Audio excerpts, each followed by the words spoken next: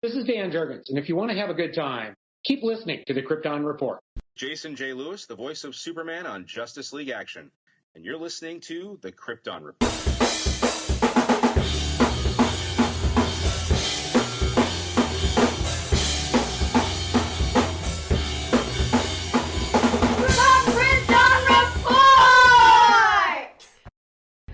So this is a KFC update. As a lot of you know, I travel and drive around for work. So, I've gotten the meal twice now and gotten the drink thrice. First time I got the meal, I didn't get the drink. They didn't make the cooler. They just gave me the cup. And when I asked, the lady looked confused. All right? And I didn't get the fries with Supergirl on my fry box, okay? Now, Sayla and I went and just got the cooler the other day, and that's when I learned, like, it's like a boba thing as well, but they didn't give me the right straw. And I didn't learn that until I got the meal today, where I got the cooler, and make sure you order with light ice, because last time they filled that cup with pure ice. And they gave me the big straw for boba, which makes sense. And then they gave me my meal, but the box was just a regular KFC box. Lame. And then, but the fries this time had Supergirl on them. They have to understand the whole reason you get these tie-ins and stuff is because you like the logo and the imagery and everything on the boxes. Then I got my grab bag. My grab bag is Lobo. So that makes I have 3 Lobos, 2 Supergirls, and a Ruthie. Gave a Lobo to Solomon, gave a Supergirl to Sayla. I'm sending a Lobo to our friend DeVoe, Justin, who we did an episode with. Look out in the mail, buddy. And I'll keep one for my collection now. But all I really want is Crypto and the other Supergirl not in the jacket. Welcome to the Krypton Report, the summer of Supergirl. I'm Tyler, your Superman of Blue, the man of tomorrow. Wait, hold on. That was weird. All right. Welcome to the Krypton Report podcast. I'm Tyler, the Superman of Blue, the man of tomorrow. And with me is my co-host, the Superman of Red, the Man of Steel himself, Mr. James Cole. Hey. Welcome to this next episode of the Summer of Supergirl. We got 2 special guests with us. Coming down, the Superboy, the Superman of Black, Solomon. Hey, guys. What's up, Solo? He sounds a little bit like the Riddler, my favorite line from the Batman. When he's talking to everybody on the internet, he's like, hey, guys, really great to support. And then joining me also for that amazing feminine power, the Lois Lane of Blue, Junia. Hello. So today we are going to tackle the long-awaited Supergirl Woman of Tomorrow graphic novel. And before we do so, got a couple of news pieces and announcements. First piece of news, happy 11th anniversary to the Krypton Report. Woo! Yay! So 11 years. 11. That's a long time. That's huge. That's how old I am. I know, and 10 years with James Cole, too. Oh, 10. I know. I know, dude. I know. I was like, dang. I'm like, holy crap. Like, we've been doing this for that long. It's like crazy. I was telling somebody at work about the podcast. I was like, yeah. I was like, my co-host is from Toledo, and like, it's like crazy. We met online. And it's like, I just happened to meet somebody in the same state close by. And I'm like, here we are 10 years later. Right. Hanging out a few times. I know. A few times a year. Yeah. Luckily, we're in the same state for that. It's crazy. And also so last week was Superman Celebration. I hope everyone had a great time. We didn't get to make it out this year. We plan to go next year, I was already looking at booking your room, and the room that I wanted to book, I think, is already booked for next year, which is a bummer. Man. So, but speaking of Superman Celebration, Sayla, because as anyone knows, has been having some health issues and stuff. She's in the hospital, and part of that is why we didn't want to travel and everything. But she got her a Superman T-shirt, and she wants to collect signatures on it from the actors from the new films. And so far, she has Cat Grant's, and we were going to go, and because Ma Kent, Neva Howe was at Superman Celebration, and I threw out a tweet saying, "Hey, it looks like you guys are having a great time. Me and my daughter wanted to come get our shirt signed," and she actually said back and that she would have loved to have got to meet Sayla and hope she feels better. So Sayla got a little shout out from Ma Kent there. So yay, Sayla! That's cool. Yeah. Yay, my sister, Supergirl. It is official right now. The Batman Part 2 is filming. Finally! So they're done with camera tests and everything. They are officially filming the Batman Part 2. There we go. I remember at one point that and Man of Tomorrow were supposed to start shooting within just 2 weeks of each other. Yeah. The movie couldn't even start shooting at the time they said they wanted to start shooting. And you're just like, come on, man. High Point, My Adventures with Superman is back for season 3. As of this recording, 1 episode has dropped, and it was phenomenal. I loved it. And we will do a whole episode on season 3 later. Instead of doing episode by episode, this time we're going to just kind of try to do it as a season conversation. Well, it's not 20-something episodes for a season. Right. It's 13. Yeah, and they're all, 22 minutes. And it just because, we plan out our schedule, but they kind of dropped this on us out of nowhere. And then we got our first look at Jessica Cruz in My Adventure. She will show up somewhere in My Adventure season 3. And then she will lead her own Green Lantern, My Adventures with Green Lantern, next year.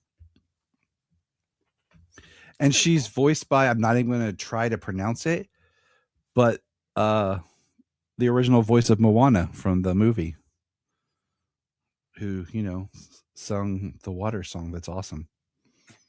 Yes, that is her. And that is really cool. I'm looking forward to how they bring in Green Lanterns with this, because it's very anime, but it's also very comic book, and they do a really great mixture of the two. I love it. I've been So what were you saying? I've been diving into more of anime stuff because my best friends watch anime. So I'm excited for this Green Lantern. I really hope I want to see the Blue Lantern Corps again, and I want to see all the Lantern Corps. I really hope there's different styles for every Lantern Corps. The red might be spiky, and the blue might be stripes, so like that. That tweaking stuff. Which I know they said that a different My Adventures was kind of inspired by Dragon Ball, and My Adventures with Green Lanterns would be inspired by a different anime. And I got thinking about the other night because I've been reading through Rebirth Green Lantern, which in Rebirth it's Simon and Jessica. How much traction in other media Jessica Cruz has had compared to Kyle Rayner, who's only been in one thing animated. I think all I remember him in is Superman the animated series. So, and Jessica's now going to be in My Adventures. She was in Super Pets. She was in DC Superhero Girls. and she was in the one movie Justice League versus the Fatal Five. 5. Yeah, so Yeah. that's 4, which is pretty good for a newer character. Right. She's got a very interesting story too, you know, depending on what they do. So it'll be interesting to see what they do with her here. They've done a really great job through the 3 seasons of being able of world building, you know, bringing in a lot of people that don't necessarily like Lex Luthor going season after season, just building up, you know.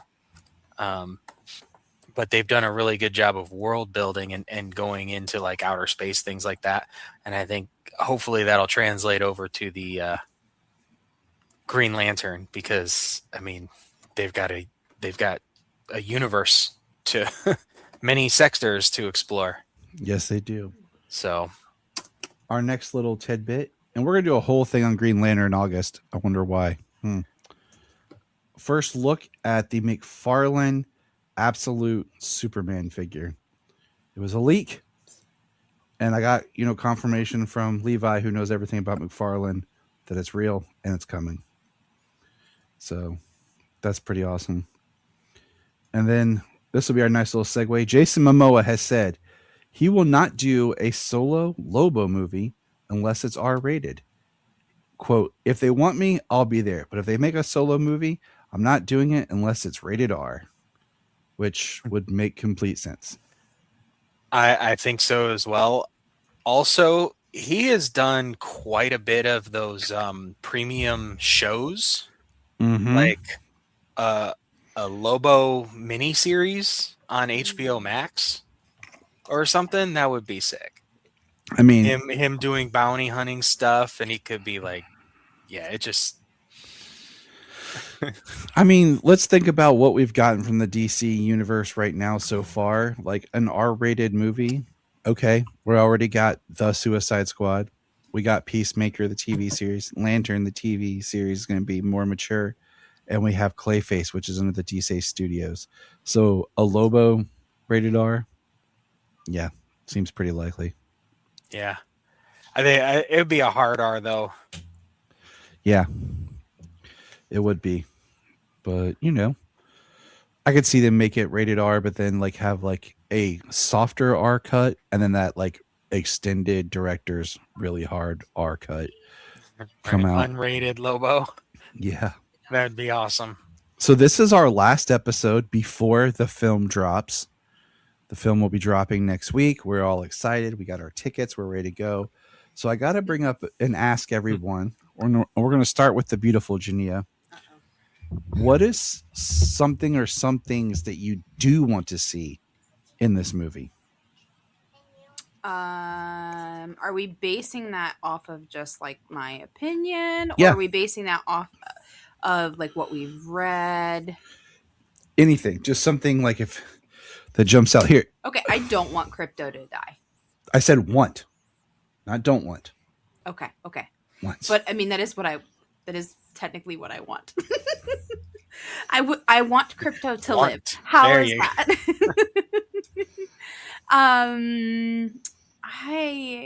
I want to see a beautiful turnaround of character when it comes to Kara, and I want to see just a really real and empowered female superhero that we can all get behind. I think real being the key word, because seeing a female superhero go through something difficult and challenging, and then like finding her empowerment through the hard stuff, I think is going to be really wonderful for girls to be able to see on screen in particular. All right. You heard it from the beautiful. Now let's hear it from the young Solomon. I would want to see Ruthie's dad dying by Krim. I want to see that back. I know Mary did it, but like, I want to see. I want to visualize it. I want to see it. I'm sorry. Do you mind if I add stuff? Yeah, go ahead. I want Comet. Ooh, okay. I want Comet. Okay. All right, Mr. Cole. All right. Are we going to see any of the magic? Mhm. Some of the magic for within the DC universe. That's cool. I mean, that would be pretty cool to see. Yeah. Well, I mean, with this, we're getting like an origin story. We're getting Woman of Tomorrow.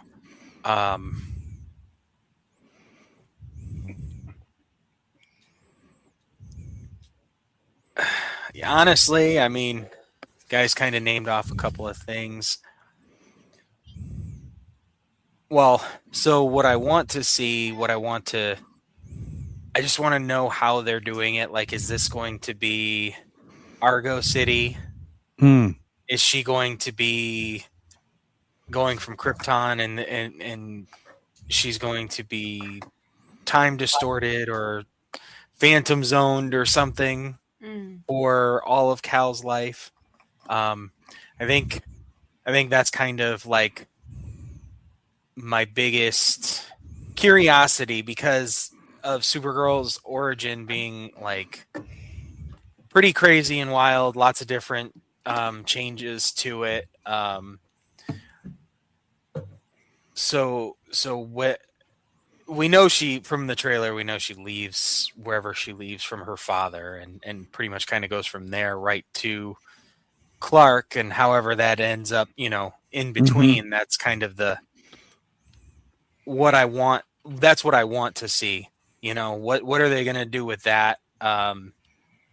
Is she going to just be younger because Argo City is in space for a while or something? Okay. I don't think that's far fetched for James Gunn to just want to do. You know what I mean? Like, look at Nowhere. Yeah. A celestial body that they mine out in the middle of space. I mean, it would be interesting. Okay. So, yeah, I think that's probably what I most want to see because, interesting. I'm interested to see how they adapt the story we're going to talk about as well. Yes. Yes, me too. All right, what I want Crypto to use his heat vision. I want him to have heat vision.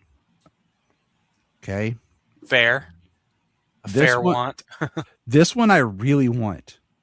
I want to see a scene, even if it's quick, of Zor-El interacting with Jor-El. We have never seen that in live action. It's about time.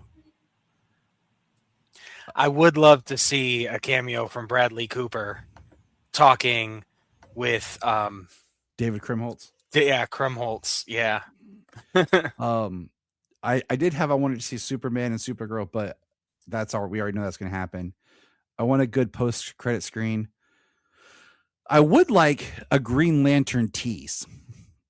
Like since she's in space, I would love like when she's in the bar to see like Badge or someone in the background. Or like maybe like a mention. You know what I'm saying? It's the Green Lantern Corps. It'd be very easy to slip. I say Badge because there's the line in the Lanterns trailer where he says one of them's a flippin' squirrel. So it would be funny to see Badge. All right. Now we're going to take it back to the Great Jew.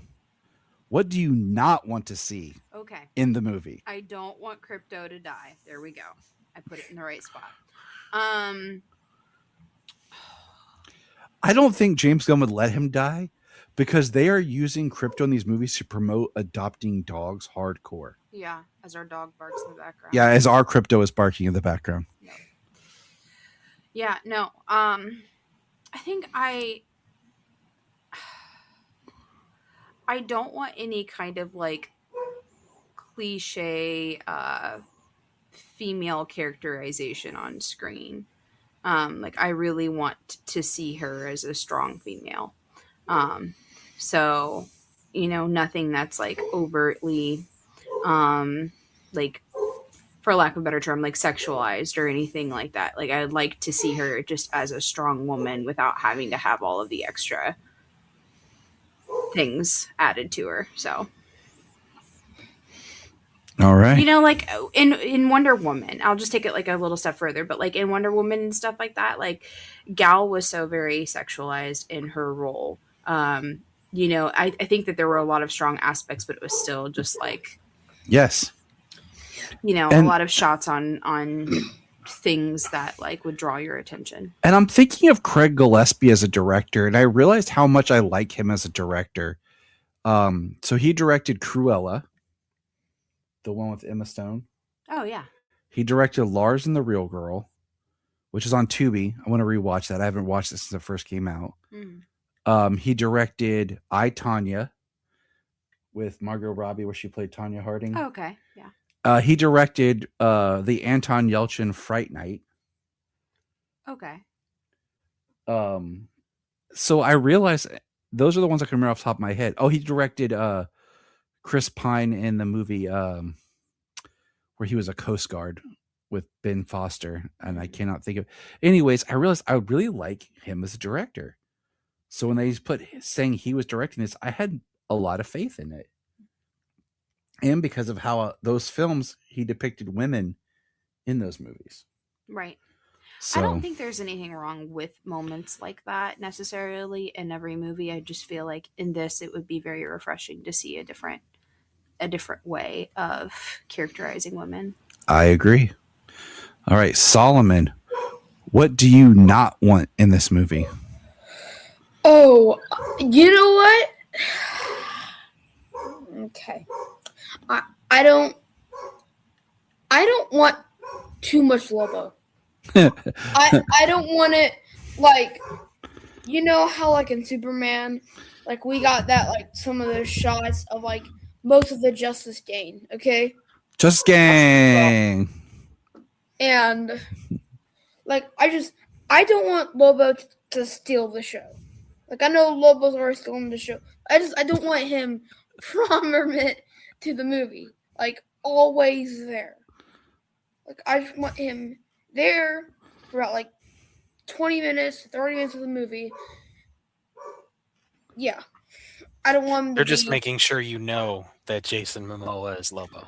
Yeah. Yeah, I know that, yeah. And Jason Momoa, he was Aquaman, and now he's Lobo. What else is he gonna be? Who knows? But basically, yeah. Okay. I don't want too much Lobo. What's funny is, so far, one of the things your mom has said and one of the things you have said is what I have. So, James, what's something you don't want? Or do you have something else to add, Solomon? Are we going to take it all off? No, go ahead, Solo. I have something else I don't want. Oh,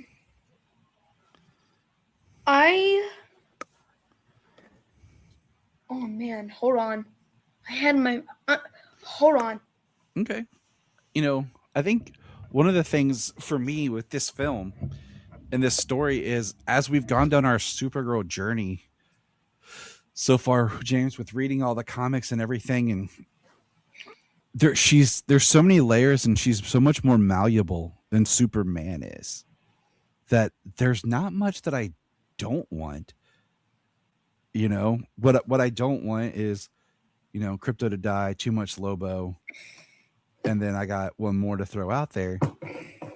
But I feel like I want this to just be a representation of the character. So, did you figure out what you were saying, Solomon? Mm-hmm. What is it, pal? I also don't want, oh my good night. Got it. I don't want, at the end of the movie, Kara drinking anymore. Nope. Cool.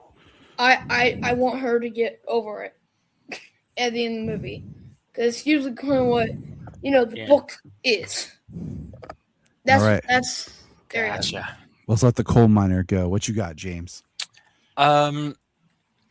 So, I mean, one of the things one of the things I don't think I want to see is like an epilogue of, the way it ends in the book.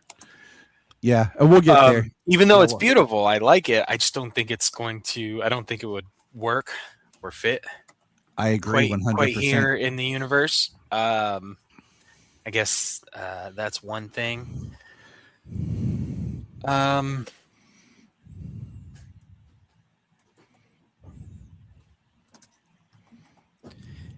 Yeah, I mean, I don't have much. Like you said, with Supergirl, she does have a lot of play with the character. She's kind of been a lot of things, and I think when they do Superman, they kind of lock him in a box. Everything Chris Reeve and David Cornsweat, gee golly, and you know what I mean. Especially when it comes to the live action, I think they strong arm him and lock him into the box. I think she's got a lot of room to grow. It's going to be nice to actually see her go on this journey as a character. It's going to be different to see what they go like is because we're definitely doing the poison route and kind of the ticking clock. It seems with this movie. Yeah.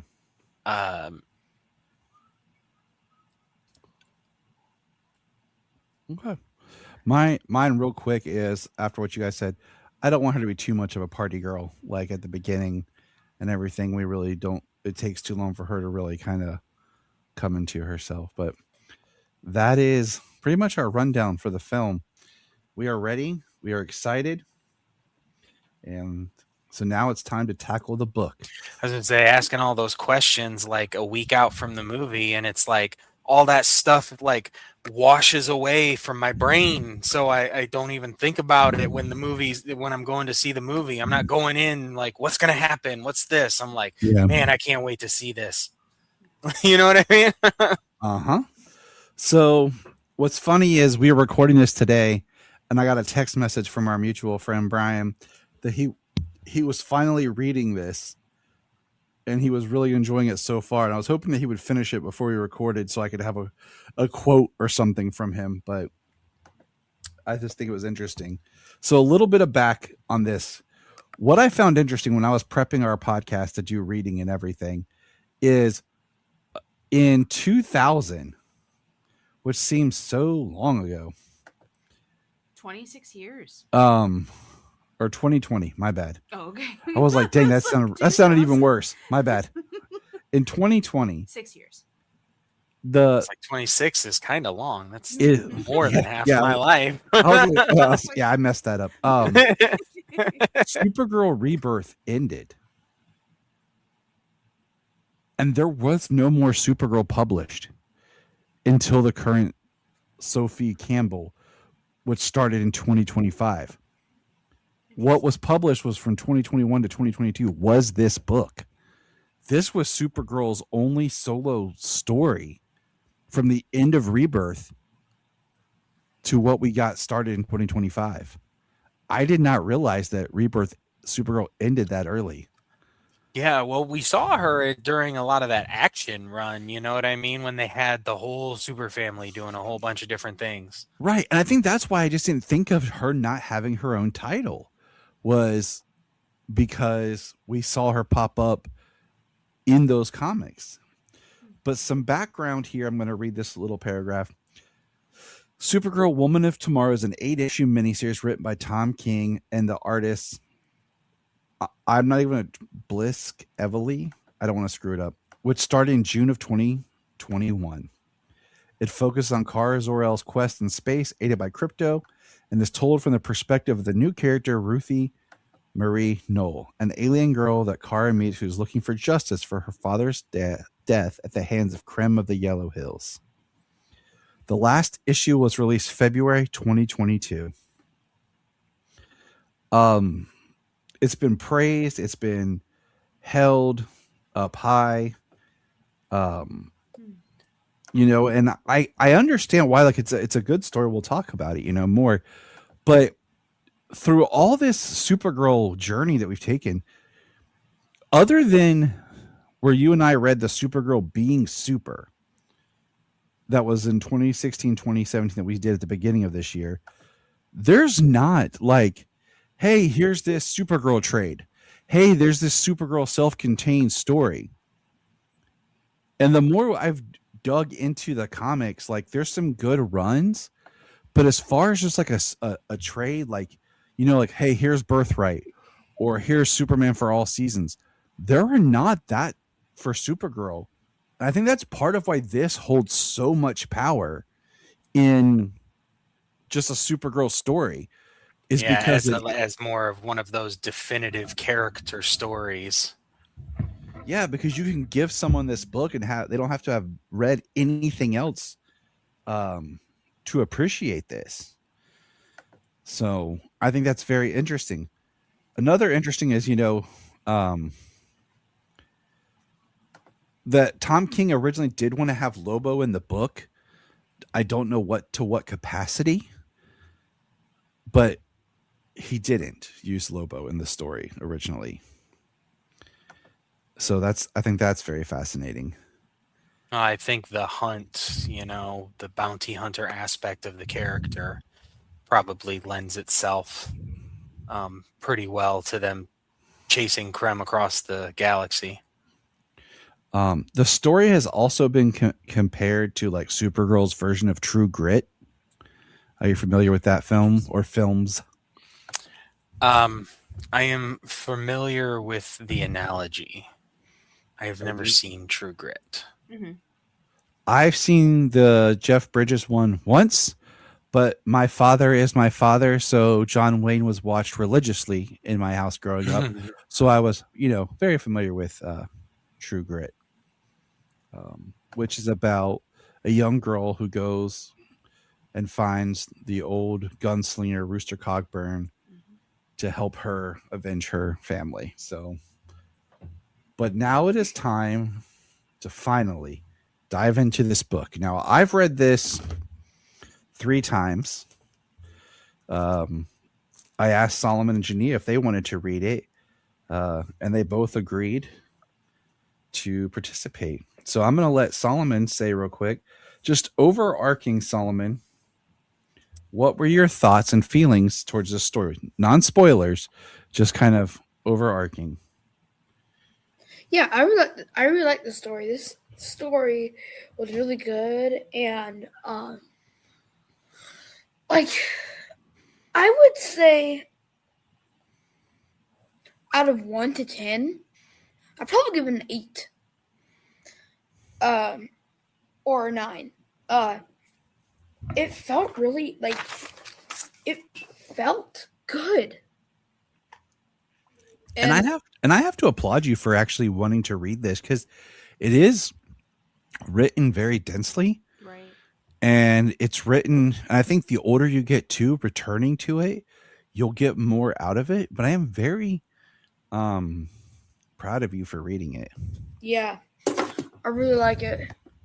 The language is written kind of different, you know, the way that Ruthie speaks and narrates the whole story. So it's got like a little bit of a different flavor of speech. So you being able to read that and follow along is great. So what was your, just Junia, overarching thought of the story? That's really a hard question to answer because I feel like the story is actually really deep. So maybe that's my overarching thought, is the story is very deep, and I love the different layers that are there. I love the struggle that you see the characters go through.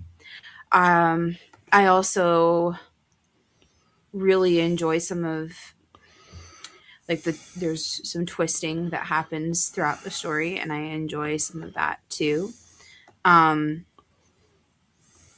I think that, you know, it is for a comic book, it's a little wordy, but I don't think that that's a bad thing, you know?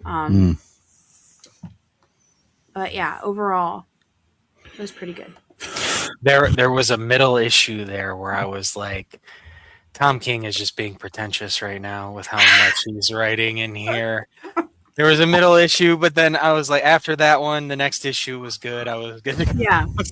I was back in it, but I was like, Jesus. Yeah. Yep. Now, James, this was your first time. When you're talking about this was your first time reading it, wasn't it?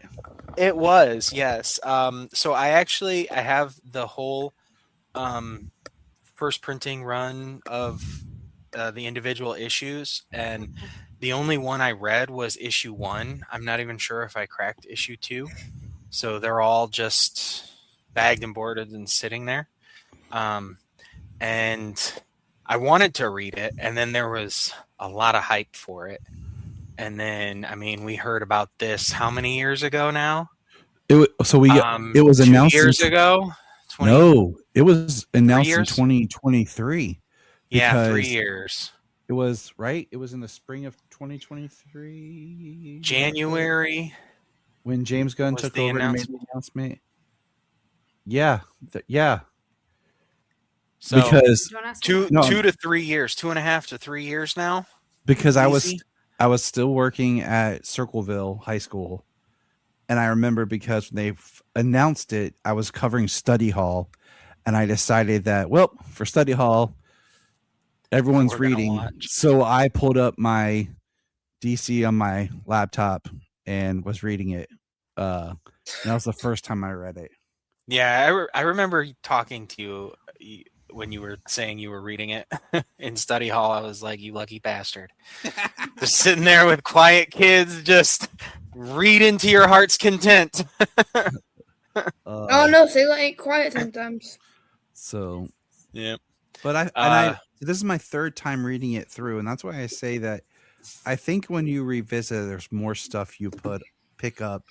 The last episode we did, I had our friend Logan on, and we discussed Superman Up in the Sky, which was also Tom King, and it has a very similar format to this, of how almost every issue kind of picks up somewhere else in the journey, and they don't like tightly connect. It's like you don't always know how you got from this issue to the next one, but you're following along.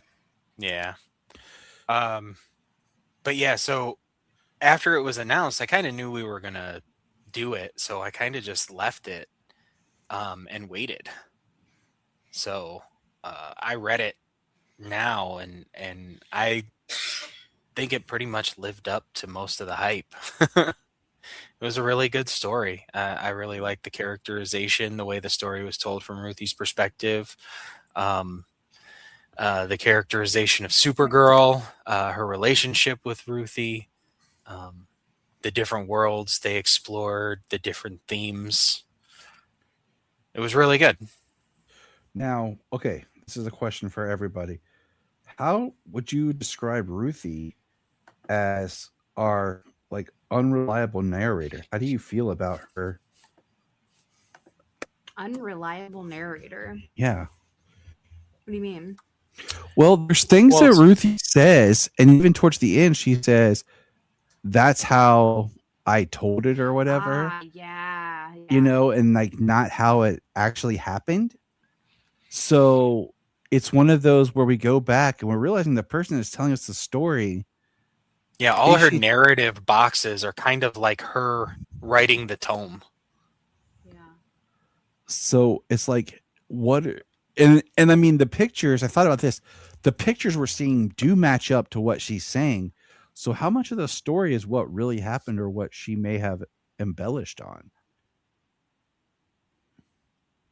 Well, I mean, isn't that kind of the truth of every story over time?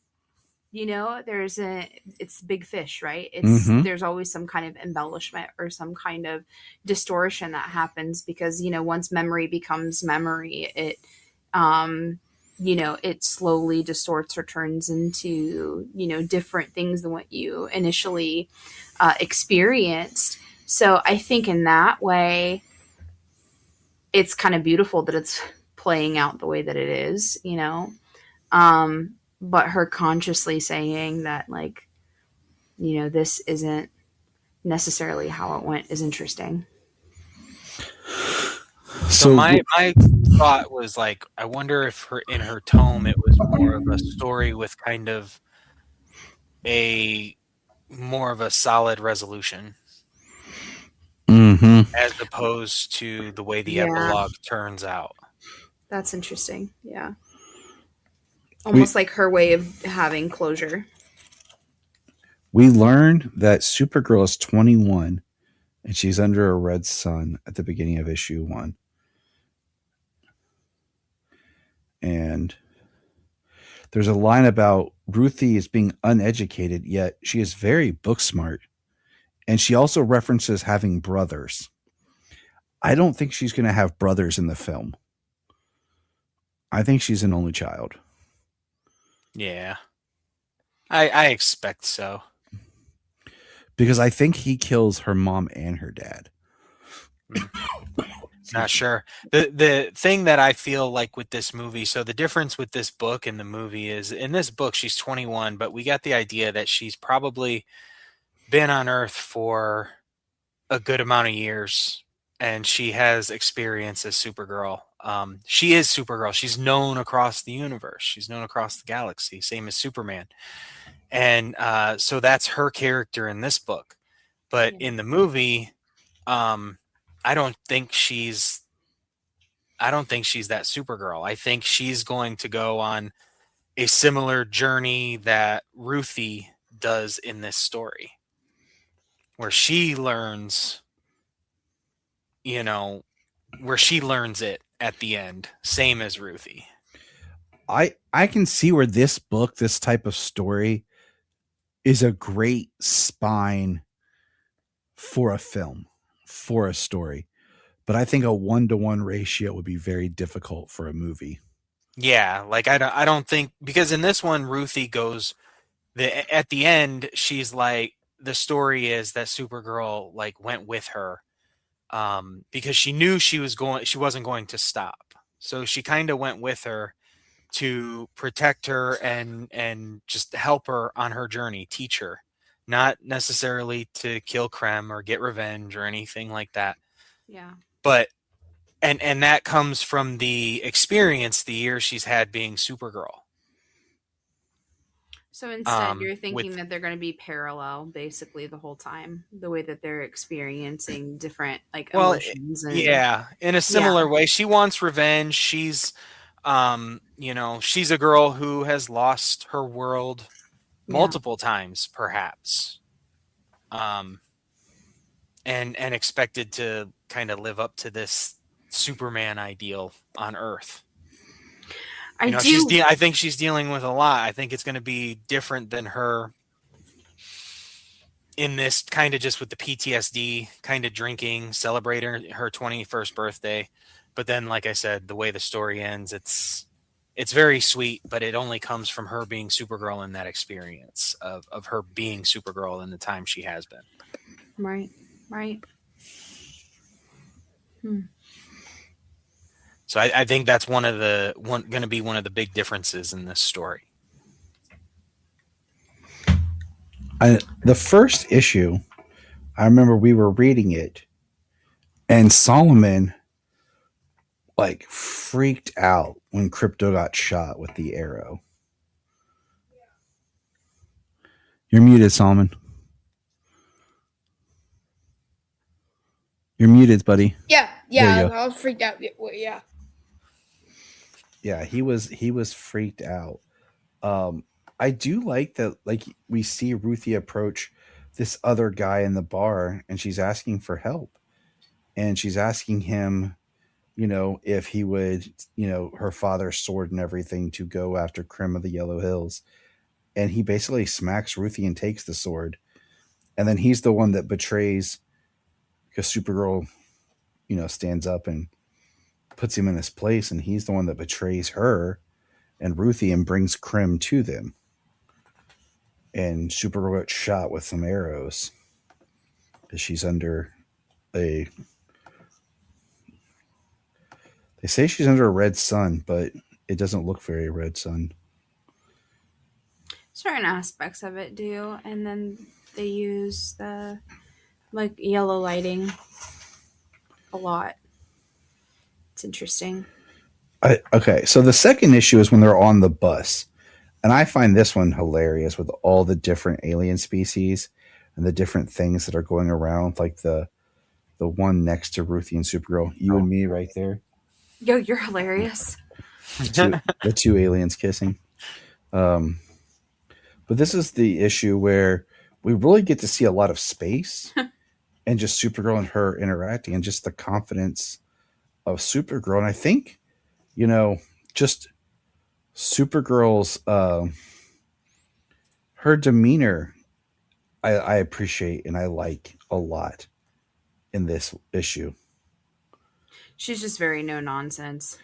And this is the issue where, because Junia and I, as we were reading it, we were reading the same issue at the same time.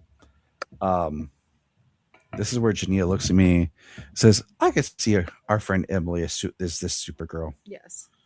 And I was like, yes, I could. Because Emily is straight up no nonsense. Mm-hmm. I think it's interesting though, because it's I know that there's different species and aliens and all of that jazz, but like public transportation and women sitting on the bus in public transportation next to, men, women, doesn't matter, but like men mainly, that are making them uncomfortable or like making them feel like they have to be quiet or small or whatever. I feel like it's a very interesting parallel in this story that's here. I also find it very fascinating that Supergirl takes basically like a red kryptonite pill and goes out and she says, "Sometimes you turn into a horrible monster. Sometimes your hair grows too long. It's safer than getting eaten by a dragon." And she goes out and fights a space dragon. She basically turned into like a phoenix. She's very ballsy in this whole issue, for sure. And then comes back and teaches Ruthie how to wash her hands properly. which is like one of the most kindest, gentlest, things to do. Just something simple to a little girl who talks and acts as if she knows everything and can't be bothered. What I love about it is it's kind of like, teaching her how to have boundaries, like for herself and around other people too. It's very interesting.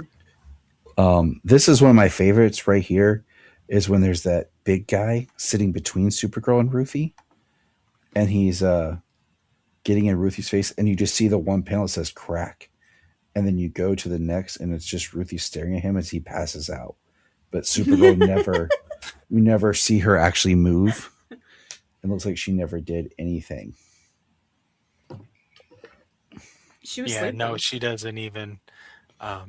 Despite my eyes being keenly pointed in the direction of the incident, all I knew is that first there was a botheration, then there was Supergirl. And everything was peaceful once again. When they land, they're sitting there talking, and they're caring for Crypto here. And Ruthie says something. She says, "Do you see it?" And Supergirl says, "I see everything." And like this shot, this right here of Supergirl, I think looks really great. This bottom panel at the end of chapter 2. It's just the way the cape and everything is around her. I really do love the art in this whole run. I love the way that she's portrayed. She's very strong and still feminine. And I think that's the key to this story a lot too. Solomon, I want to ask you, the next issue, issue 3, is the greens and the purple. What did you understand about this issue? The greens, issue 3, or chapter 3, because this story is broken up into chapters. So chapter 3, modest, calm, and quiet. This is about the green and the purples. I thought it was the blue. Hold on, I'm sorry. I thought it was the blue and the purples. I'm sorry. Oh, I'm sorry. Is it the blues? My bad. Yeah, it's the blue and the purples. Yeah. I don't know why I said green. I have fault right here. Yeah, it was really interesting. So explain it to me. Like, what happened? What did they learn? Well, I forget a little bit because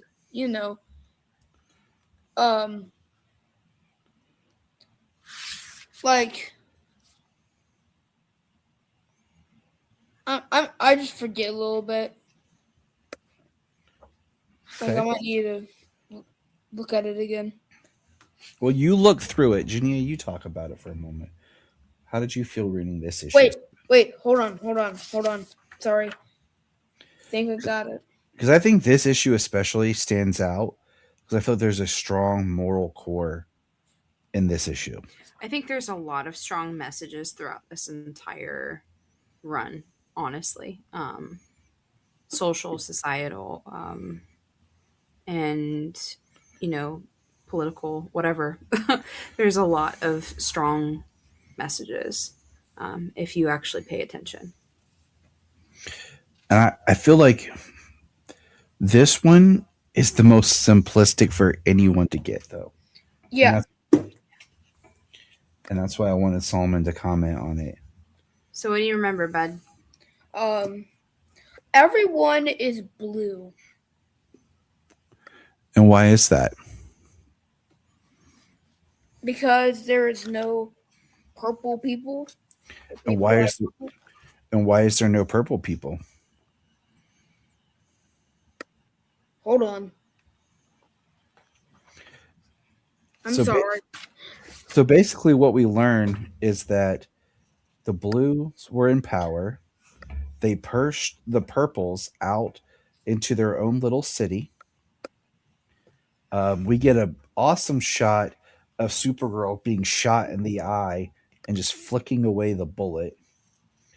But what we learn is that these like space pirates type people, the the brigands come, they get Krim, and together they kill every one of the purples. They mass genocide and destroy and kill every purple on the planet. And Ruthie has this part where she says, "I cannot fathom it. These people are so, they live their lives so kindly. You saw them. They have families. All those dead and Krim got away. How can? It's too big and we're too small." And then in her narration, she's talking about in that street that day, in that small town, having heard that story, I was indeed sideswept. From that moment I tasted this life's air, I was cognizant that evil was extinct and that it was waiting, and evil was extant. Can't talk. That it was waiting and willing. For that day I learned the truth of all things. Just as every man has two faces, so does every place. And you can spend your days knowing just where you are and still be hopelessly lost. And here I will end the story of Supergirl and the Maypole. It is it's a heart-wrenching story, but you can you feel the tension from the very beginning of the whole issue, I think. And just things just don't feel right throughout. And slowly you just kind of are revealed that these people no longer exist. And then you find out exactly why. And for me, it was very emotional. It hit home on many levels, things that we've seen in history and experienced, and unfortunately, but it would be really hard to see that kind of situation firsthand the way that they do, and still choose to be as loving and as I guess hopeful as Supergirl continues to try to be, and even Ruthie. And then we follow that up with the next issue, and I think the next issue is my least favorite. And I say that because I feel like it's made of like multiple little segments, but it does have the segment that I greatly appreciate. We see Supergirl and Ruthie saving like a child on this planet. They found that Krim had been there, and they are basically bringing this person back to health, feeding this person who's in the hospital, learning about the attacks and what was done to him from Krim. And we find a guy who's out there digging graves. I actually love this one. I love this part. Yeah. Okay. I love this part of this issue, but as a whole, and he says, we did not find many people, any sort of Tilius. And Supergirl's talking to him and she says, how many do you have to go? He says, maybe a couple hundred, maybe more. We did get hit harder by the damn brigands than most, fortunate for that. Mayor told me if I can get them done before sun pass, they won't meet a mass grave like the other planets got. My daughter, she's out there somewhere, cut up, and I'd prefer her to have her own slice of land, even if I don't know which it is. So Supergirl says, will you let me help? And they exchange a conversation. She says, please. And she takes the shovel. And then Ruthie kicks in and says, I didn't see much of what occurred next. Just a striking streak of blue and red crisscrossing the horizon. And we see that. And then we see Supergirl say, I did as well as I could, but I'd appreciate you taking a look to make sure I did it right. I make mistakes. Just let me know and I can fix it. Also, I used my vision to look at your DNA and found your daughter's remains, and I can take you to her plot now or whenever you're done looking over it. Whatever works. And he says, thank you, neighbor. And we see how many graves she dug. And that's just beautiful. And that one I love. And then the next one is when we start, like, she's fighting a giant. She's like, hit me. And then the giant just breaks down and she hugs the giant. And it's showing these little things that Supergirl is able to endure and does. See, this might be one of my favorite. I know it's not, you said it might be one of your least favorite, but it might be one of my favorites because of the different pieces that you get to see of her helping other people and stepping in and doing, the right thing when nobody's looking, kind of a thing. And it's quite beautiful. Sorry, James, I jumped on you. No, I do like this issue.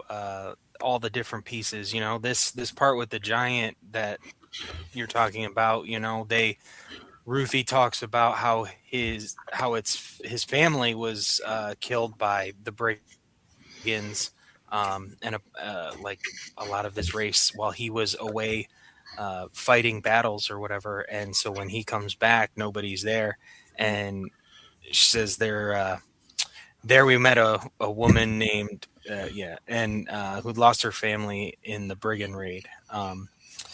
Greatest heartbreak was that as much as she tried and tried, she was unable to mourn her dead. Had no way of getting any, release any emotions out. The emotions of the moment seemed captured in her bosom, and she feared that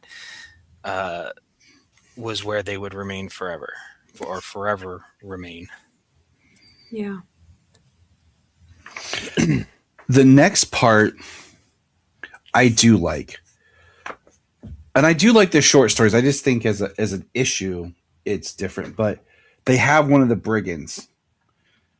And he's like sitting there saying, long live the brigands of... And he gets stoned to death by these people. And Supergirl's just there. And I think right there is what we were talking about. That's a distinction. I don't see Cal letting them do that. But Supergirl right there allows them to take the justice that they feel is right for themselves. She's not stopping them, but she's not doing it. She's pulling a Batman Begins right there. Yeah. Well, in this moment, I feel like, I don't feel like she captured him. If she would have captured him, that'd have been another story. But I think that brigand was captured by these people and, put under their justice. Right. And I like that she's kind of coming from that perspective of that's their own right, you know? What does she say there? She says, "Did you?" They said, She says, it looks like Ruthie says, I know he surely deserved his fate, but I had some thought you'd save him. and And she said, Supergirl says, Did you? "Did you?" Yeah. I like that. And then it says the next one.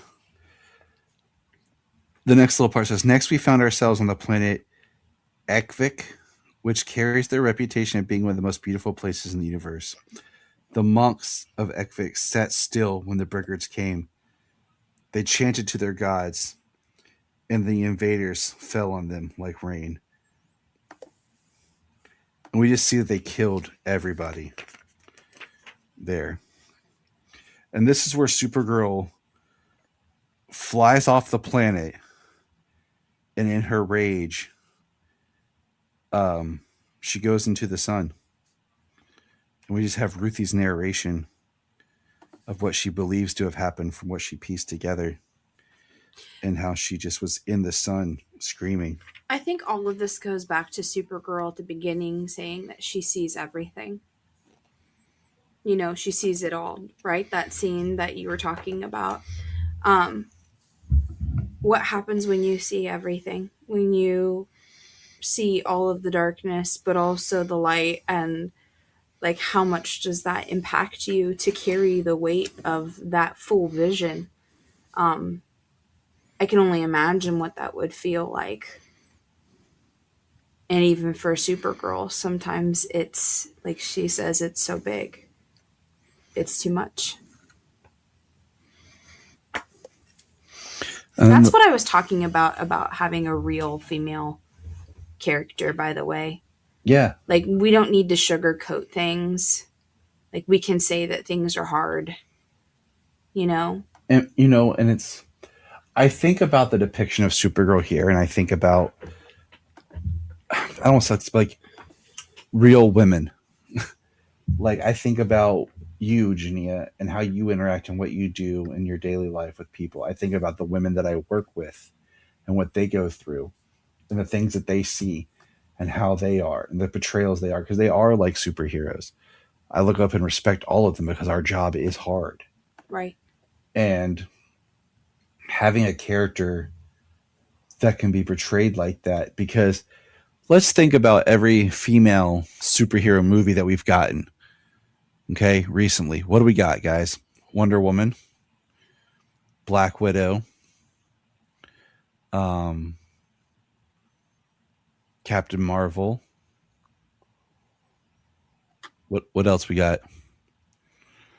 The Harley Quinn Birds of Prey movie, which is a weird cluster. But what do we see in those films? Do we see strong female characters? Do we see, like... I think we see parts of it. I think there are aspects that are there. I don't know if we've fully seen, I guess, the grit of it entirely. Sometimes it's a little bit prettier, or it's like softer, if that makes sense. Yeah. I mean, I think with Wonder Woman, the first one, and Birds of Prey, I think they did a pretty good job in that aspect. I really want to watch. Me and Solomon really want to watch Thunderbolts with you, Junia, and get your viewpoint on that. I have not seen it, so yeah. I enjoy that movie. Yeah, I enjoy Thunderbolts. I think it's a really good movie. I agree. And Solomon and I went and saw it last year. The end of this book, this chapter, is where Supergirl's basically trying to talk Ruthie out of going. And she, I'm going to leave you. She said, I think we'll find them on the next planet, but I'm going to leave you here. But Ruthie doesn't want to go. She's still going to go. And she's comparing. We haven't got really Supergirl's story yet. She just says, I was a girl. And she said, you were a girl. Fine. Then what am I? And then Supergirl stands up. Ruthie gets on her back and they flew off. up and away.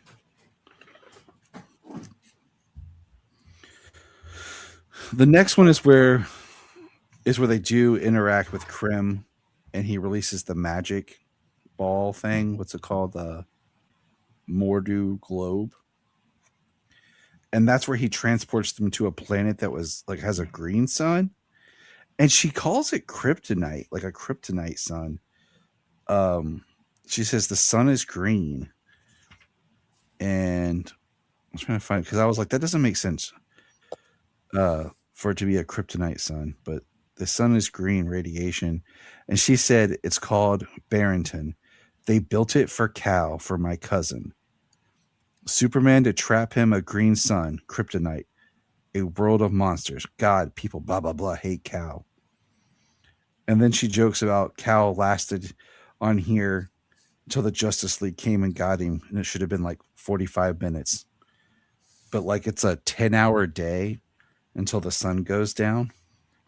Yeah, at least 10 hours. So This this, just goes to show you her resilience and strength. It's pretty awesome. and then we see her like 9 hours. That's nothing. And then this is where Ruthie pulls the sword and has to protect her from dinosaurs and danger. And this is really Ruthie showing her mettle. And we see It's very cool. Supergirl still is able to pull off and use some of her power, her heat vision, and she's losing her mind because she says, "Hey, what's that? It's a blah, blah, blah bird. No, it's a plane. Or no, it's Supergirl." Yeah, I like the delirium and I like the art where her eyes are red around the eyelids after using her heat vision, I think, as well as like suffering the pain she is. It's really good. It's a really good issue.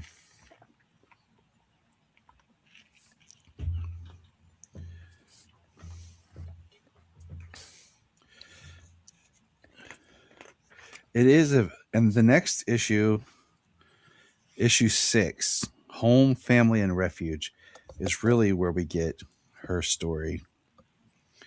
And we see Krim again as we're tracking him. And I do think it's, we haven't, like I said, I don't see them doing a 1-to-1 kind of ratio of this story for the film, but they definitely changed up how Krim looks a lot. Yeah, for the movie, a lot, yeah. And I don't really like the way he looks in the movie. I mean, I don't mind them changing him up, but he looks, I don't know. He looks more like a villain. Where here he like, hey. I don't know why I'm not placing his look right now. I know I saw it, but I'm not placing it. Maybe it's just not. I've been reading this a little bit more, so. In this, it's like, oh, Krim just looks like, a redheaded Scotsman. Angry Scotsman. Yeah. Let me find his like poster where you can really see. Yeah, but in the movie, he's got all the like little metal buttons, little pins all over his face. Yeah, he looks horrible. At least in the book, he kind of can pass because he talks about how, he worked for the king, and he'd go around and gain their trust, and then see who was actually against the king. And yeah, I figure he's probably just going to be more of a brigand, less of a king's agent on the planet. Yeah. You know what I mean? I think they'll probably remove some element of that. That it was more like a raid kind of a thing. And this is the issue where we got Comet. Junia, were you ever familiar with Comet, the super horse? I was not. Were you excited for Comet? Were you sitting there? We just read about Comet in Silver Age. Yes, we did. Were you excited to see Comet, like as in someone who loves to ride horses? Love horses, yes. And yeah, it was really beautiful to see Comet. I wanted to say one thing about Krim's look. My mom said as soon as she saw him on screen, I remember this now, she said, why is there like Mad Max on the screen? Your mom would. Yep. But it straight up reminds me of that. So we can continue though. Horse is beautiful. I love that we have Comet. What did you think about Comet, Solomon?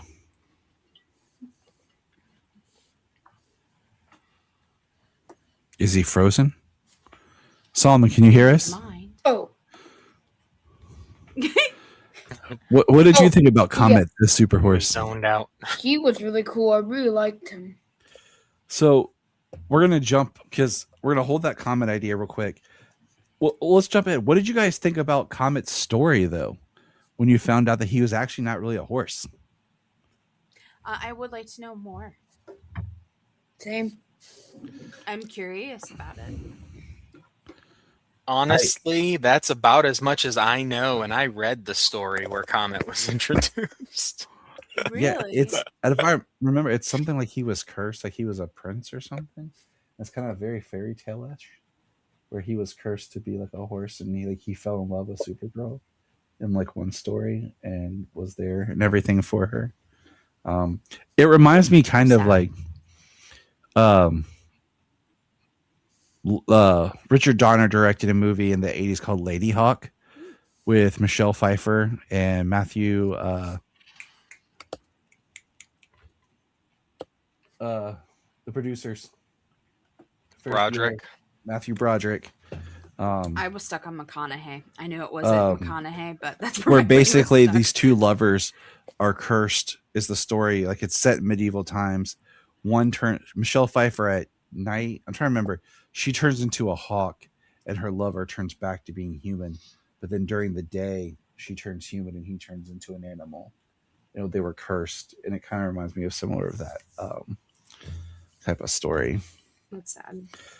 So, and this is where as Supergirl is riding off on Comet, which I gotta give it to Comet to be able to breathe in space.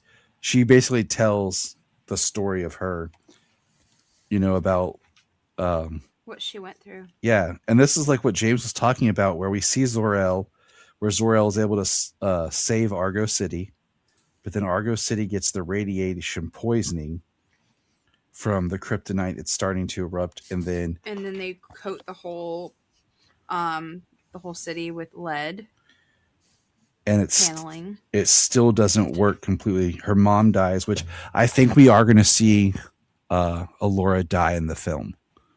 I do too. And the art in this, I love the gritty nature of the way that this city looks. So many, just in the beginning, so many dead. Her in a wasted city, kind of the way it is, and then Zor-El figuring out that it's the ground that's poisoning them, and how many people died while trying to shield the city. And then she says, "Is there hope?" He says, "There's always hope for you." And he figures out how to send his daughter away. And because he mentions his brother. And I always do like, and this is where this is almost one of the only interactions we've ever gotten between them, is with him telling him about him hearing his brother talk about the ship. And I like the idea that's why I'd like to see that scene, because you have two brothers trying to figure out a problem. And, Zor-El in most versions uses re-engineered Brainiac tech. And that's how he's able to save Argo City, by basically bottling it in a sense. And then Jor-El's plan was for ships, but that was, put down. So he just built a ship for his son. So you have two brothers. Like, I always thought a great story, like, what if the brothers could have put past their crap and worked together? Like, I think there's such a story there. And I wonder in the film if we're going to go this route with her in Argo City, or compared to how we saw like in the Supergirl TV series and in Supergirl on The Flash, where she's sent right after Cal to watch over him as a baby, but then doesn't get here till much later. So I'm curious. What version we'll get? Yeah. Right. I mean, I get that Argo is Krypton, and like she's born there, and that's where her life was. That's kind of how, at least how it was in the Silver Age. In this one, it seems like she was definitely in Argo City when it was thrown from Krypton. Mm-hmm. and she survived along with everybody else. And I don't think that they were out in space more than number of months, probably. Yeah, I don't think it was very long at Yeah, all. it couldn't have been a lifetime, or at least time for her to be pregnant, have Kara and her grow up to be 13, 14 years old before they send her off. Right. I don't think that's happening. I think she lived a lot of life on Krypton to begin with. So the next part we see is they arrive back on the planet. Krim is like, no! And he shoots an arrow, and Kara catches it. And it's Kara, Ruthie, and Comet. And then we start part 7. And I love this image of Kara floating above. And I also love, I just want to say this real quick, because I know Junia commented earlier, and throwing back the art, because Junia was looking at The variant covers. the variant covers and everything. And then, James and I, we had this conversation about the Ian Churchill Supergirl. Like, I love how Supergirl's not over sexualized. And there's so much that we've seen where they drew her too sexualized that it's just nice to see her looking just awesome. Yeah, she looks really good. And, a super out in space floating above a planet is always a great look. That's why my favorite poster. She looked really good. Right, from Superman Returns. That is my favorite Superman poster ever. Mm-hmm. Yeah, but I must say, My Adventure, Supergirl got a shot in the first episode, and that looked really good too. So, yes. So this is the issue where the brigands are on their pirate ship above the planet while Ruthie is down below and Krim is tied up. And, Ruthie's eating an apple with Comet and talking. And this is where Supergirl just takes them all out. And this is where Ruthie, she's going to kill Krim. She's going to do it herself. She's thinking about her dad. And this is where Krim tells the story about how he stabbed her dad and what his job really was. And her dad was a rock farmer. A rock farmer. Mm-hmm. That's like as bad as being a moisture farmer. right.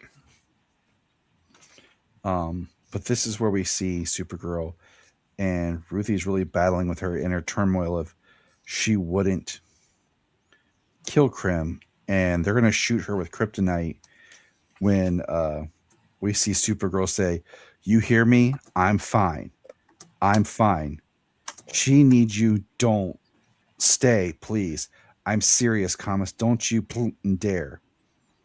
And then Comet takes off to space to save Supergirl. After Ruthie tells him to go. And then he flies off, and then she pulls the sword. So, Solomon, how are you feeling about this, about chapter 7? About the kind of like Supergirl fighting the brigands and, Ruthie on the beach with, because this is a very wordy issue. Well, I felt it was really cool. I really liked it. I felt excited, and yeah, it was really cool. Juju?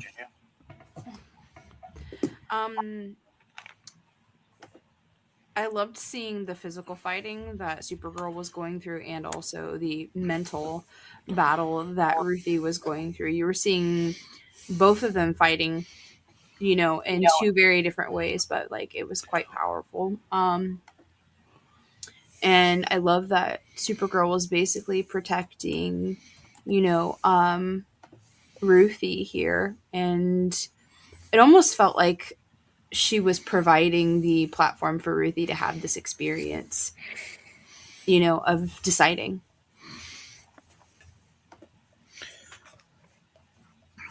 And then we get into the last issue. And this is where Comet shows up and takes the kryptonite blast. And we see him get turned back into a man. And then we see Supergirl lose her mind and just beat the living tar out of the rest of the brigands. Meanwhile, we're cutting back to Ruthie trying to fight Krim, and she cuts off his fingers. That just sucks. But then she Yeah. can't. But then she can't kill him. I love how she talks about if you kick a man enough, basically, that at some point in time they just become, basically a little delirious and just want you to stop kicking them. Yeah. I thought her fight with Krim was really good. A lot of kicking. She was very agile in her movements. She was quick. Yeah. Her cutting off his fingers. Yeah, I was like, that was brutal. Yeah. And this is where we get kind of the big, moment of her revealing to Ruthie, first of all, where Ruthie's like, what about Crypto? I can't kill Krim, right? Only he knows about the poison so he can save him. And Super's like, Crypto? Oh, Crypto's fine. He's been taken care of by the veterinarians on your world. I just made all this stuff about needing to find Krim to save him, needing you to come with me because you knew what Krim looked like. You don't think I could have solved all those problems? Come on, I'm Supergirl. And this is Ruthie, I don't understand. And this is where Supergirl, really breaks it down. She says, you weren't going to learn that killing is wrong just by me saying it. You were going to waste the rest of your life chasing this blah, blah dream about this worthless blah, blah. Like I would dream about Krypton. I had to show you. I took you with me hoping you'd learn about, I don't know, something, but you didn't learn, did you? Which makes all the sense in the world because I couldn't teach you because I still dream of Krypton. And meanwhile, Krim's yelling crap at him because he's a pathetic person. And Ruthie's like, I learned it. And then we go back through all the lessons and little moments that they had and they shared and they went through together. I've heard this phrase before that says, those who don't listen must feel. And I feel like that's exactly what Supergirl's sharing with Ruthie there. I knew that you were not going to listen, so I knew that you had to feel it and experience, the truth for yourself. I like that she says, watching you, being by your side these many days, I can't help but think that Grace did not die with my father. That there is a mighty wheel still churning in the universe, moving us all forward. And it is each of our responsibilities to pay respect to fate. And then Supergirl closes when Ruthie stops her. Supergirl says, Ruthie, it's too big and we're too small. And that's the end of the story in a sense. Because then we go to the epilogue. No. How did you feel about this part, G, when you turned the page? Show me exactly what you're talking about, please, sir. First off, I thought Supergirl looked amazing. I don't know. I loved the hair and I loved the whole costume. It's very classic looking to me, but also still very strong. Also wondering about the time. How does time work? With Ruthie being so much older than Supergirl. Well, Kryptonians under the sun will age slower. Right. Ruthie's a different alien species, technically. Right. So she would age different, but at the same time... Potentially, but that goes why? back to where she says, Supers, I liked your book. Oh, that fictitious fiddle faddle? I'm sorry you had to waste your time on it. I don't know why I wrote the tome in the first place. I should have told what really happened. If I had any guts at all, you think I'm scared of a brigand at my age? Let me come now, and I'll show you them a whipping worth of their cursed ways. So right there, you already know that there's some truth that's been explained throughout the story. We're just kind of left to wonder what was true and what wasn't, And we know it's been about 300 years, though. Yeah, because of the passage of time that they talk about when it comes to Krim being in the Phantom Zone. So she releases Krim from the Phantom Zone, and she says for the first 100 Which The I like word, the prism. I yeah, like the little phantom zone, almost little mirror. Yeah. was screaming about his trial, wanting a fair trial. The second hundred, he seemed calm. Evaluate. He got to know all the victims like he really broke with regret. The last 100 years, he's been idly working hard, making up for what he had done. Like he had a different heart, like he was a different man. And they free Krim, and he comes out, and he is old, and he is fugly. And he's saying, I forgive you, forgive me, I beg you. And it's too big, she said, and we're too small.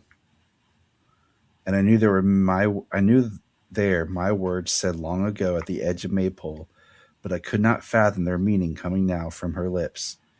For sure she must see that nothing was outside of her reach. She did not further elaborate, and I did not ask her.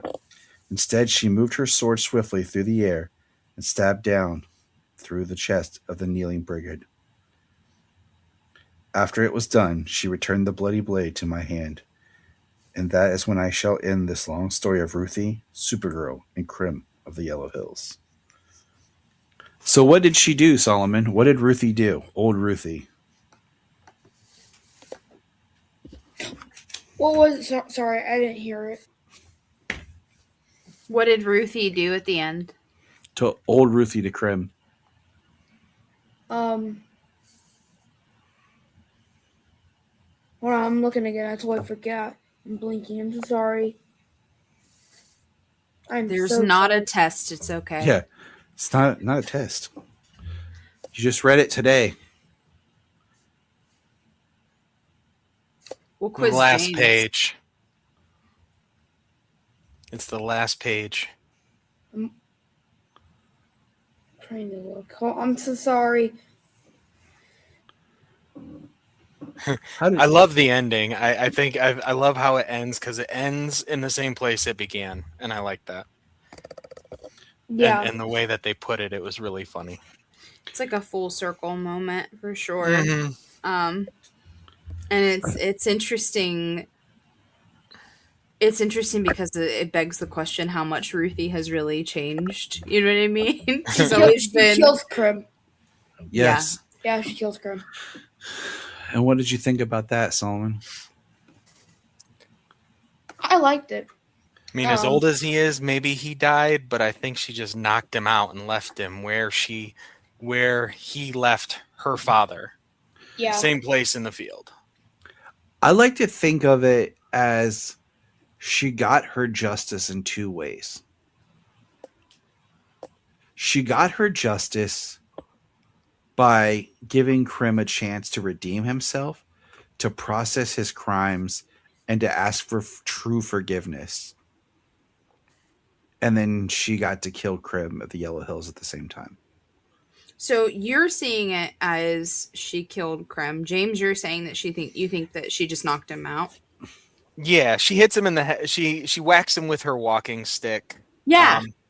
Because of the way that it read, the fictitious battle that she calls her book, I went and I looked at a couple of things just to see if anybody had said anything about like something I might have missed within like the book, but I was like, no, I feel like I got it. I feel like the book showed us most of what really happened, and some of the stuff that she was telling us was a little bit more of the stuff she would write about, but not everything she would go to, and that was kind of her narration.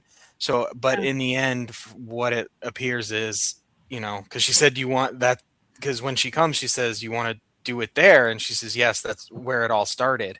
That's where her dad was killed. So Right. They brought him back there. And I mean, yeah, I guess you could say, I mean, as old as he is, he could have been killed, but, yeah, she just hit him with his walking stick and they walked away, left him in the dirt of the plains the way that he left her dad. Just not dead because they're not killers like he is. I think either way, I mean, looking at the art, like, you see Krim's hand go like this, and he's laying on the ground like this, and then it's like this. So initially when I saw it, I thought she just hit him. Because Because when Ty said something about her killing him, I was like, well, then what was the point? Like, you know what I mean? Why did we go through all of that? You know, if she was just gonna kill him anyway. so I don't know. I kind of feel like she did, but it could be. I think she just knocked his ass out and left him in the dirt. She doesn't have to forgive him, but he served his time. Tom King, If chime I was in. an old lady that had been through a bunch of stuff like that and then saw somebody like that, I'd probably just knock him out too. Tom King, Not worth your time. chime in. Let us know. What do you think, Solomon? There's no wrong answer. It's written that way for a reason. Sorry about what. I'm sorry. Do you think that he killed, or that Ruthie killed Krem? Or did Ruthie knock Krem out, or did Ruthie kill him? Ooh. On the last page. Well, I did see blood. That's one key thing. I mean, I think the art could be interpreted as blood if you wanted. I mean, this ain't no Alan Moore, Grant Morrison discussion of The Killing Joke here. So no, but I mean, her wording makes it sound like he's been killed, right? Right. Ruthie's not Rorschach. that's the twist. Right. Rorschach's journal. Ruthie's journal. Right. Nice. Ruthie's. Yeah. All right. Well, hey, that was a good conversation. I mean, I think, because the way that Krem's arms move is like this, and then it's like this, and it's like this. In the last page. So, what I think happened is, I think Ruthie hurt Krem, alright, and Krem,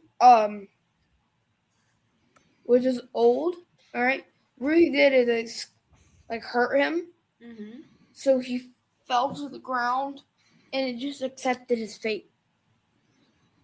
Oh, interesting thought. Interesting thought, bro. I think that instead of Krem dying or getting revenge on Ruthie, I think he just made himself die. Interesting. That's why his arms move down, and I think what happened was basically that he got hurt, and then he just died. Okay. I think Ruthie killed him. I just think he just stayed there and just died. So my last question to everybody: if you were going to give a Supergirl story to someone to read, like, hey, you want to know the character?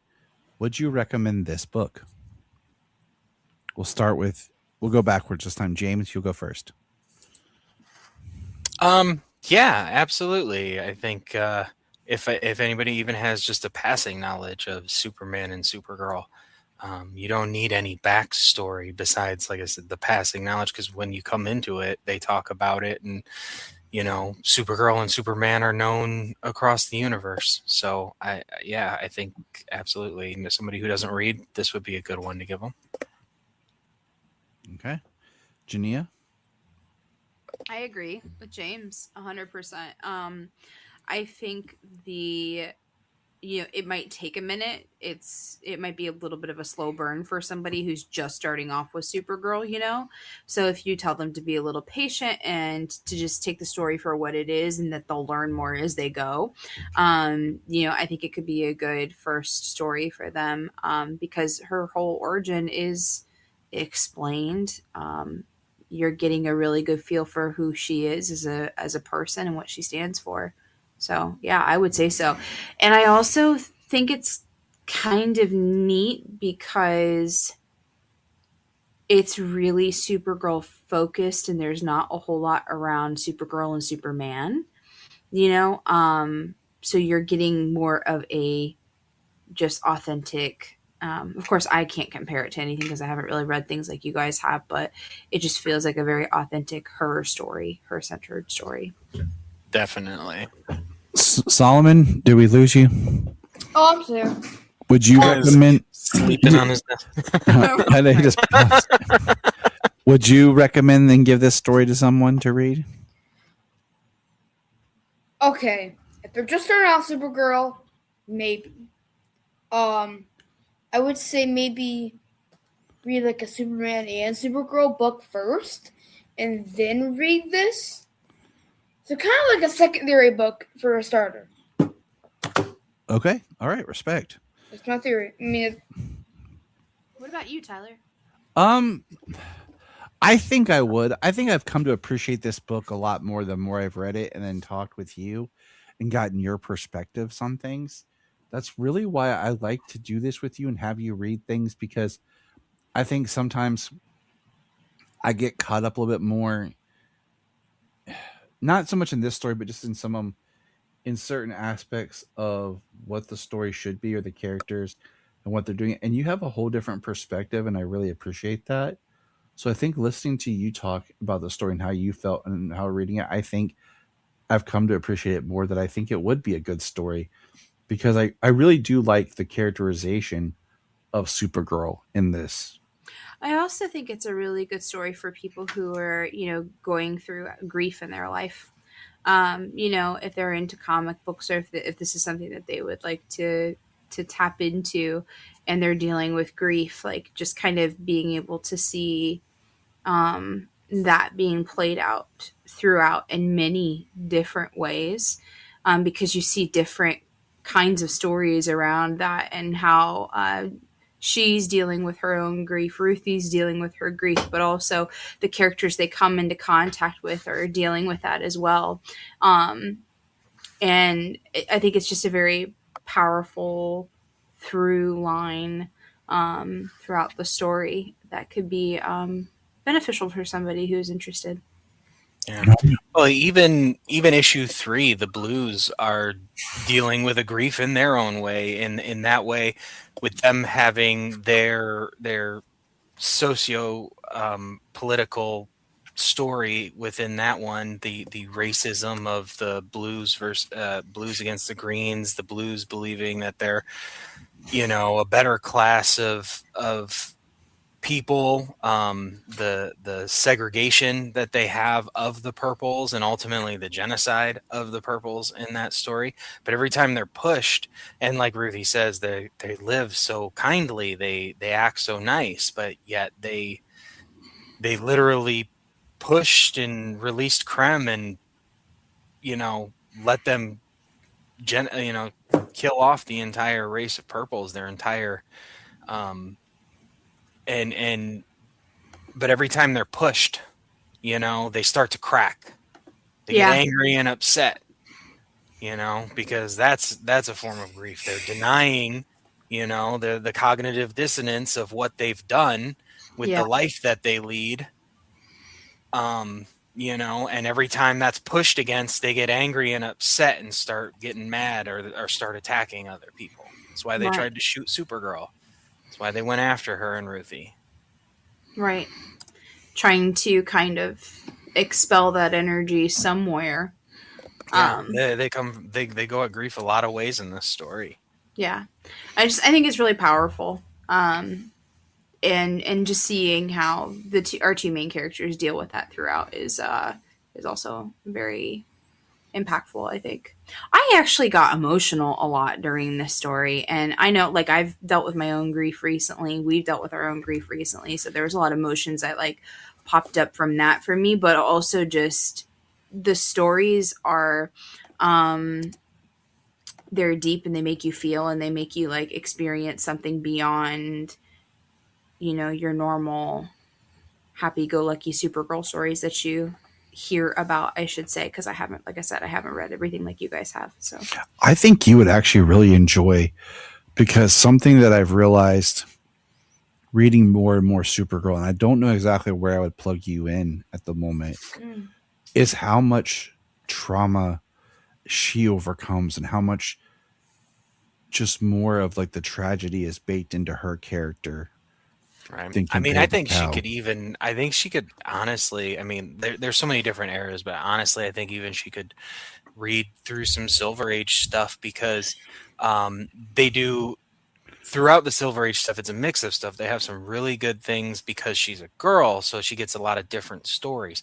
But also because she's a girl, they do a lot of stereotypical crap. So you get a little bit of a mix of that. Okay. Yeah. But you get stories with her that you would never get with Superman. Yeah. And I think that's the one thing that I was trying to say in the very beginning was just I didn't want a bunch of stereotypical bullcrap with the movie. So I have high hopes for it, honestly. Especially after reading this, I have high hopes for it. I'm going to say something that I might get attacked for. Uh-oh. I have a feeling that this movie might be a better, stronger story than Superman, and I might walk away liking this better.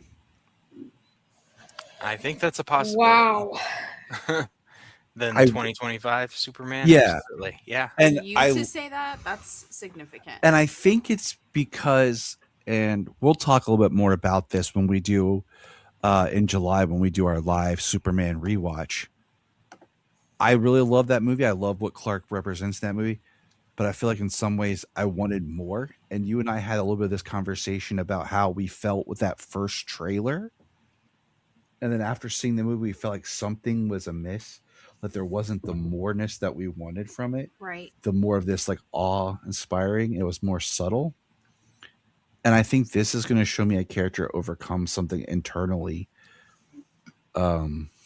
It's the depth. It's looking for that full depth.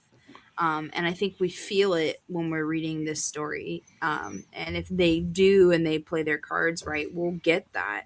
And the audience will experience something that maybe they don't even fully understand, but that will captivate them, and connect them deeper with this character, potentially. So there you have it. Anyone else need final thoughts? And we'll get out of here and let the people go and read the book for themselves. And the next time they hear from us, it'll be time to discuss the film. Right. Well, I mean, we did discuss before just the idea of people writing for different mediums. How does Tom King transfer his story to another medium in the film? How does he work with other people to make that a reality? Because it's the same guy who wrote this book is at least one of the head writers on this movie. So that's cool. So Anna, I cannot pronounce her last name, is the screenwriter credited for this. She is known for her roles as Sarah and Penny Eris on the Vampire Diaries. She originally, Liza Hamilton, she was on the stage production of musical, but she wrote for Hamilton. Okay. She was one of the, I knew that she got tapped. So I was trying to find out what else she wrote. Serenity, short film. So you heard filmography. So Tom King's probably just one of the leads on the story. Then she's the writer of the screenplay and everything. Yeah. Yeah. She's done. I'm just looking. Let's see. I'm trying to find out what her writing credits are compared to just her. I guess the stage play, Which Way to the Stage, Empathrax, Supergirl, and then she's the one co-writer for We Win. Yeah, and then what do you call it? She was tapped. Where is it? The Teen Titans film and potentially a Wonder Woman film for the new DC universe. So it's going to be interesting how she, wrote this story and adapted this. And well, depending on how this comes, what was that? I think it's like Ana Noguera. Sorry. Well, to see how this turns out, if she is penning Wonder Woman, that might be something to look forward to. Right, exactly. Yeah. All right, everybody. Leave us a comment. Follow us on our socials. Get ready for Supergirl. Let us know what you think. Drop us a line. and let us know what you thought about this story, how you feel about it. And remember, look up in the sky! Thank you for checking out the Krypton Report. Please click our link tree in the show notes to follow us on your favorite social media platform. We have a $1 Patreon, just $1 a month to keep us going. And in return, you get exclusive shows and specials. If you want to join us on an episode, send us an email or a message. Hi, this is David Patrick Wilson. I played Superman, Clark Kent, in the television production of It's a Bird, It's a Plane, enjoying every minute of being right here on the Krypton Report.